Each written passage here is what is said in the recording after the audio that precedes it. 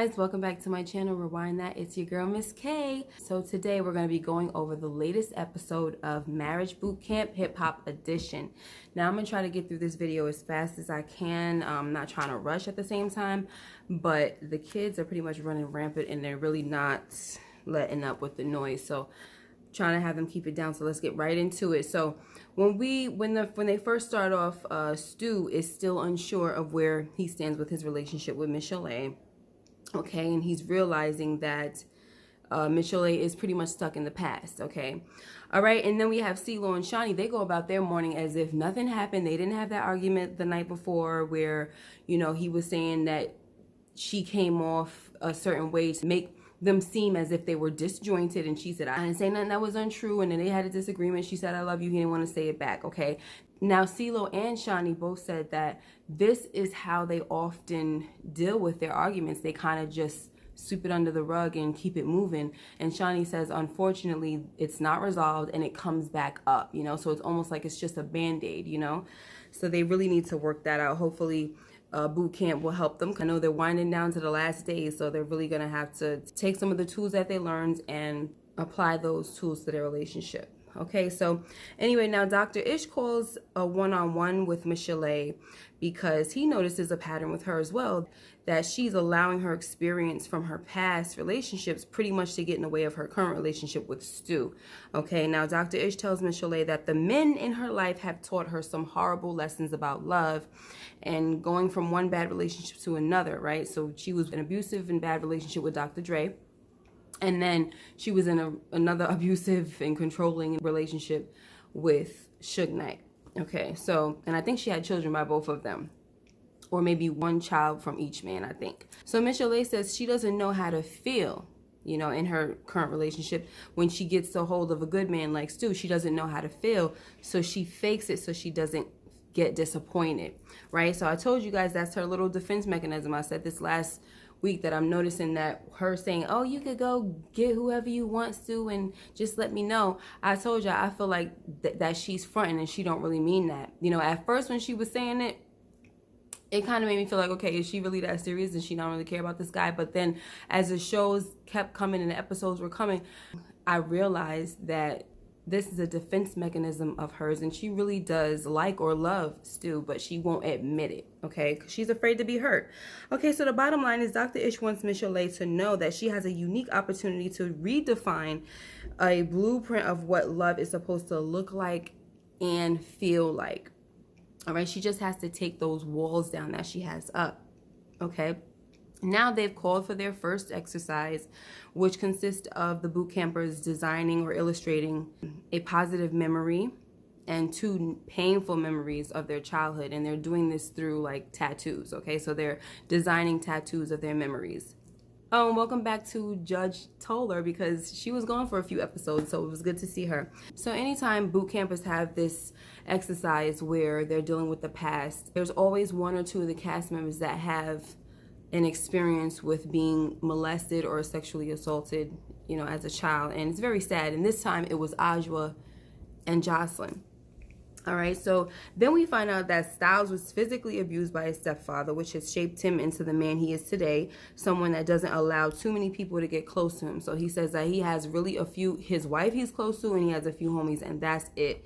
All right, so that was that. And then I felt bad for Chozes because his dream to be in the NFL was crushed by an injury. Okay, I think he said he was running track or something like that and he blew his knee out or whatever, and you could really see the pain in his face because it seems as if he was looking forward to having a career in the NFL. And so it's really sad when you see those type of dreams being crushed by injuries and things like that, and which is why it's very important for talented young men and women that when they are great at playing a sport, they should always have a backup plan, because unfortunately to play that sport you need your body and you need to be physically fully whole, right? So you do have to have a backup plan. So, but I always feel bad for people who are into sports and when they get hurt they can't like basically live their dreams because of it. So it's really risky, you know.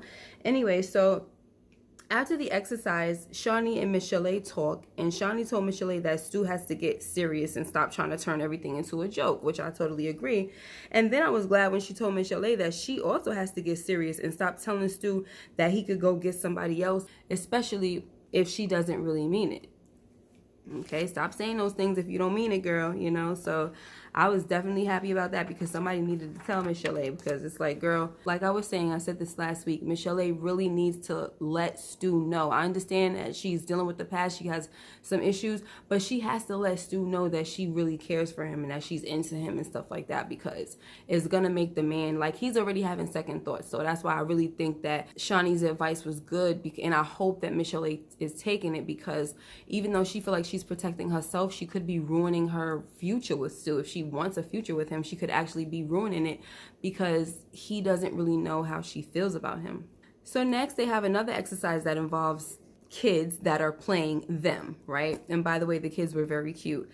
So of course, when the boot campers see themselves as children and the kids are acting it out for them, it does make people pretty emotional. It brings up some type of anger as well, you know, but at the same time, they're also able to have a chance to give their younger selves advice and say what they would have done differently and things like that. So it is pretty therapeutic, it seems, right? So Michel'le tells her younger self that she should ask questions and take other people's advice, because if she would have done that, she would have saved herself 40 years of suffering. And that was pretty deep to me, because it's like, we know that Michel'le didn't suffer for 40 years in terms of being with Suge Knight or Dr. Dre for 40 years or for that much time. It's just the mental anguish and the memories that she's been dealing with. This, she's still dealing with the effects of these relationships in her life, and it's really caused a lot of pain and suffering for her. So that was pretty deep for her to say it would have saved her 40 years of suffering. Like, that's a long time to be in mental anguish. Okay, she really needs some therapy. I don't know if she's ever had any, but she definitely needs some. Okay, so then we find out that Stu also has been through a lot of things in his life. Like he said, there was one summer where he lost 30 of his friends, that they were killed. Like, that's crazy, you know? And also he had to find his father. Well, I don't know. His father contracted HIV and he died of AIDS, right? But he was dead for 9 days before he was found, and his body was so badly decomposed that Stu wasn't able to say goodbye. And that's pretty serious right there, you know? So that's something that he has to deal with. And when Dr. Ish was talking to the little kid that was portraying Stu, he said, "You've been through a lot," or something like that, right? I forgot the exact words that Dr. Stu said to Dr. Stu. I forgot the exact words that Dr. Ish said to Stu, but he basically was like, "Sounds like you've been through some hell." I'm just paraphrasing, right? And so the child Stu goes,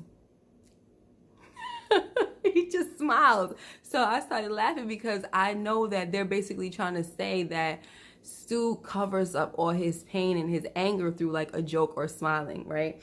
So anyway, Dr. Ish also pointed that out, that if Stu is sad, he cracks a joke. If he's angry or upset, he smiles, you know? So he's one of those people, Dr. Ish was saying, that his pain, he does the opposite of it. Instead of showing the emotion like most people would do, showing sadness or, you know, with tears or things like that, he does the very opposite thing. He laughs and jokes.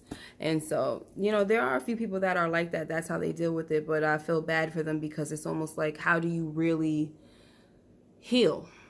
You know what I mean? You got to let it out somehow, because you're not really letting it out. Anyway, let's just move on.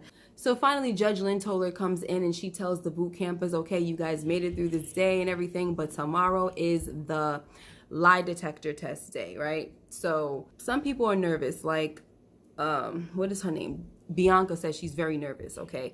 Everybody else, you didn't really hear them say much about it. They was just like still trying to get over the day, because the day was so emotionally draining for them. So they wasn't seeming like they was really sweating the lie detector test for tomorrow. It was more so like Jocelyn and Bianca that was actually saying the questions that they wanted to ask, because Judge Lynn Toler said, ask a good question, because tomorrow's your opportunity. Because you know what happens if they don't ask a question, like if they try to go light on the question, Judge Lynn or Dr. Ish will ask a real question, for real, okay? So they might as well not hold any punches and get to the real question that they want to ask, okay? So Jocelyn wants to ask if Ballistic will marry her. And then Bianca says she's nervous because the question she's going to ask is if Chose is in love with somebody else. Now, that question is making her very nervous because obviously if the lie detector shows that he is in love with somebody else, she's going to be heartbroken because that's her main thing. She claims she don't mind him dealing with other chicks. She don't care about that. She don't want to know if he was faithful during the time. None. She literally says she doesn't care about that. Her main thing is that. And honestly, before I go on, I do believe that Bianca doesn't really care about that. I really do. For some strange reason, that's how she feels. She just don't want him to be having feelings for somebody else. That's her main thing, okay? Which is some people, men and women, well, I think more so women, because men's ego, they don't even want you. They don't care if you a side piece. If you their side piece and they find out you're dealing with another dude, they are so ticked off about it. So some women don't mind if their man is out cheating. Some say, just don't let me hear about it. You know what I mean? I know you probably gonna do what you're gonna do. Just don't let me hear about it. And they're straight. Some women are saying, I don't care if you mess around. I just don't want you falling in love with nobody, like Bianca. So there are some women that are like that. Some women are just like, it's a no. It's a no-go, okay? Me and only me. Anyway, so all right, those were the only two people that we actually got to hear the questions. So next week, we're going to find out what the questions are for the rest of the boot campers. And that's pretty much that. So this episode was okay, guys. You know, let me know what you guys thought about this episode. I had to do a quick recap, quick review, whatever you want to call it. Make sure you guys stay safe. I keep saying this. Stay prayed up. You know what I'm saying? I'm a believer of God. I believe that I'm covered in the blood of Jesus. So I'm going to always make sure that I tell other people to be blessed and stay prayed up and all that stuff if you believe as well. So anyway, make sure you like, comment, subscribe. What else? Hit that notification bell so that you know when I upload more videos like this one. Okay, till next time, be blessed. Take care. Bye-bye.